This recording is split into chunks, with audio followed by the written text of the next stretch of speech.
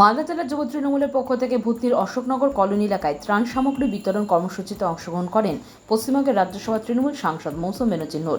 এছাড়াও উপস্থিত ছিলেন মালদা জেলার যুব তৃণমূলের সভাপতি বিশ্বজিৎ মণ্ডল। এলাকার প্রায় ৩০০ জন বন্যা দুর্গতদের হাতে বিভিন্ন ধরনের খাদ্য সামগ্রী সহ ওষুধ তুলে দেন তারা।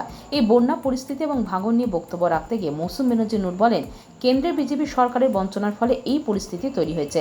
আমি বারবার মালদার ভাঙন ও বন্যা নিয়ে সরব হলেও তারা কোনো সদুত্তর দিচ্ছে না। যেখানে পার্শ্ববর্তী রাজ্য বিহারকে কোটি কোটি টাকা দেওয়া হলেও বাংলাকে বঞ্চিত করা হচ্ছে। আগামী দিনে এখানকার সমস্যা নিয়ে আমি আবার সংসদে তুলে ধরব, তাতেও না হলে বৃহত্তর আন্দোলনে নামব।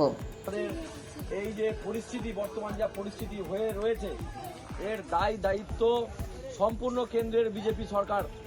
যেখানে বিহারকে কোটি কোটি টাকা দেওয়া হয়েছে গঙ্গা ভাঙন রোধ করার জন্য, বন্যাতে যে ক্ষতি হচ্ছে বছরের পর, তার জন্য কিন্তু পশ্চিমবঙ্গ আমাদের এলাকায় একটা টাকাও কিন্তু কেন্দ্রের বিজেপি সরকার দিচ্ছে না। কিছুদিন আগে আপনারা যদি টিভির পর্দা খুলবেন, সেখানে কেন্দ্রের বিজেপি সরকারের বিরুদ্ধে গঙ্গা ভাঙনকে নিয়ে যে গর্জে উঠেছিলেন তিনি হচ্ছেন মৌসুম। কমছে, আমরা আমাদের যুব প্রেসিডেন্ট মানিকচকের ভূমিপুত্র, উনি একটা খুব সুন্দর প্রোগ্রাম আয়োজন করেছিলেন আজকে।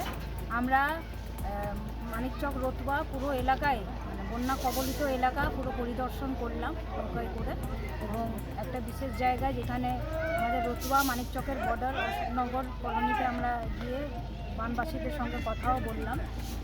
ত্রাণের ব্যবস্থা করেছিলেন, সেখানে ত্রাণও বিতরণ করা হলো। তাদের সঙ্গে কথা বললাম, তাদের কি সমস্যা নিজের চোখে দেখলাম, এবং এই কথাটা তো আমি পার্লামেন্টে আগে অনেকবার তুলেছি।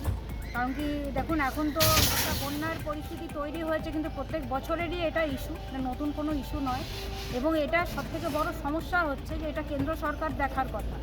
আমরা এটা বারবার করে কেন্দ্র সরকারের কাছে তুলেছি। আমরা দেখতে পাচ্ছি যে পার্শ্ববর্তী এলাকা বিহারে কত সুন্দর কাজ হয়েছে, এবং অ্যান্টি ইরোশন ওয়ার্কস কাজ তারা খুব সুন্দরভাবে করেছেন।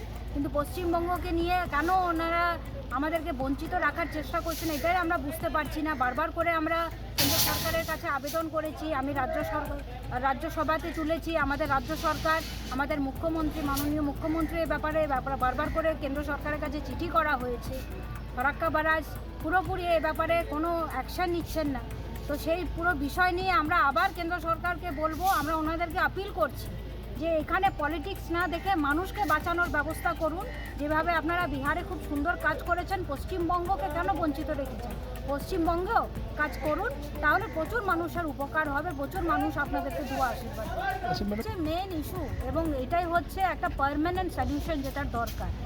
যে এখন বন্যার সময় এমার্জেন্সি ওয়ার্কস যেমন ঠিক আছে করছেন, কিন্তু সেটা অতটা ওয়েটেজ নেই। যেহেতু জল বাড়লে সেই মানে বাড়ির কাজ হলেও সেটা কিন্তু পলিটিক্স না দেখে মানুষকে বাঁচানোর ব্যবস্থা করুন। যেভাবে আপনারা বিহারে খুব সুন্দর কাজ করেছেন, পশ্চিমবঙ্গকে কেন বঞ্চিত রেখেছেন?